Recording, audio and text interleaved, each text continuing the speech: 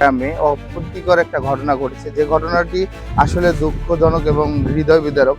একজন প্রতিবন্ধী মেয়ে তার মায়ের আশ্রিত অবস্থায় ছিল, দুটি সন্তান নিয়ে খুব কষ্টে জীবনযাপন করছিল। সেই মুহূর্তেই কী কারণে তার বাড়িতে আগুন লেগে সর্বোচ্চ তার যে পরিবারের খাবার যে চাউলটি রয়েছে সেটিও কিন্তু পুড়ে ছাই হয়ে গেছে।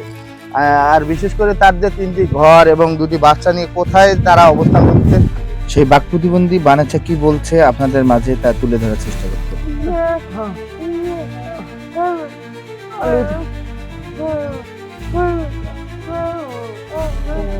বাড়ি পটাকে সব দেখে তাকে এখানে শৈলের ঘরে কাপড় চোপড় নাই, এই দিন লাগছে মারা গেছে কি গিয়ে তুই গরিব টাঙ্গাটি।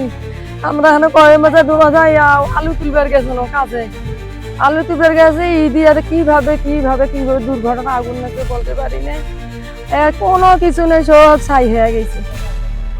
আর এই মেয়ে প্রতিবন্ধী, আমাদের কিছু নাই, এখন আমার থাকার স্থান নাই, আমরা কোর্টে থাকবো, কোর্টে করে কি করবো। এই জন্য আপনাদের কাছে আমরা সাহায্য চাই, আমরা থাকার জায়গা করে দেন। আমার যে ঘর ছিল তা নাই। আমি ওই ঢাকা শহরে রিক্সা চালাই।